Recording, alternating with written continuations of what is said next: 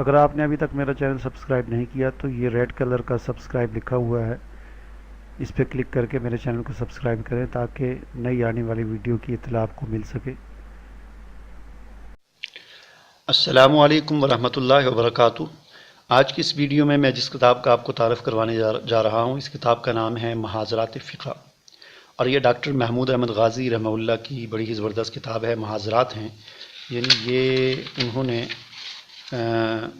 اور اس کا جو ہے یہ جلد بندی اس کی غلط ہوئی ہے، باہر سے ٹائٹل اس طرح ہے، اندر سے کتاب الٹی لگی ہوئی ہے۔ چلیں اس طرح میں کر لیتا ہوں اس کو۔ تو یہ ڈاکٹر محمود احمد غازی رحمہ اللہ کی محاضرات ہیں، یعنی ان کے یہ خطبات ہیں جو انہوں نے کسی ادارے میں دیے تھے۔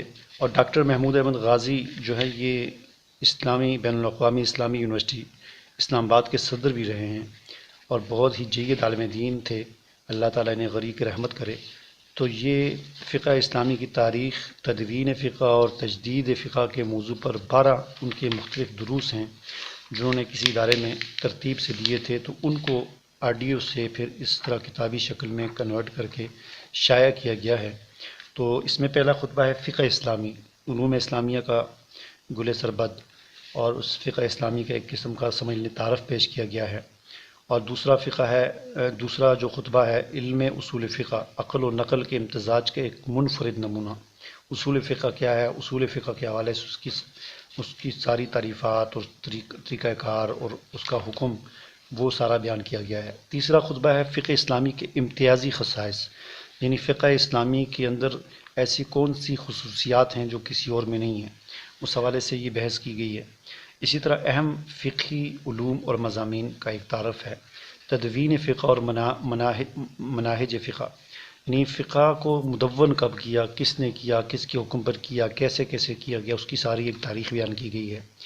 اور چھٹا ہے اسلامی قانون کے بنیادی تصورات، یہ سارے بیان کیے گئے ہیں۔ مقاصد شریعت اور اجتہاد، اور اسی طرح 8واں ہے اسلام کا دستوری اور انتظامی قانون، بنیادی تصورات، حکمت اور مقاصد، اس کے حوالے سے یہ ساری باتیں بیان کی گئی ہیں۔ مثلاً تصور خلافت کیا ہے اسلام میں، اللہ کی حاکمیت کا کیا تصور ہے، یہ ساری چیزیں اس میں بیان کی گئی ہیں۔ 9واں خطبہ ہے اسلام کا قانون جرم و سزا، اور 10واں ہے اسلام کا قانون تجارت و مالیات، اور 11واں ہے مسلمانوں کا بے مثال فقہی ذخیرہ، اور یہ اس میں ساری کتب کا فقہ کی اور ان کی شروحات کا جو ہے تذکرہ کیا گیا ہے۔ اور 12واں اور آخری خطبہ ہے فقہ اسلامی دور جدید میں، یعنی جدید دور میں فقہ اسلامی کے حوالے سے جو کام ہوا ہے، جو کتابیں لکھی ہیں، جن لوگوں نے کام کیا ہے، جس طرح کام کیا ہے، اس کی ساری تفصیلات کو ڈاکٹر صاحب نے بیان کیا ہے۔ تو یہ بہت ہی زبردست کتاب ہے، یہ تقریباً 556 صفحات پر مشتمل یہ کتاب ہے، 12 خطبات ہیں ان کے۔ تو یہ خطبات آپ جو ہے پڑھیں گے تو اس سے آپ کو بہت فائدہ ہوگا۔ میں امید کرتا ہوں کہ آپ کو یہ کتاب پسند آئے گی، آپ اسے ضرور خریدیں گے، اس کا مطالعہ کریں گے، اس سے استفادہ کریں گے۔ اللہ تعالی ہمیں عمل کرنے کی توفیق عطا فرمائے۔ اللہ حافظ۔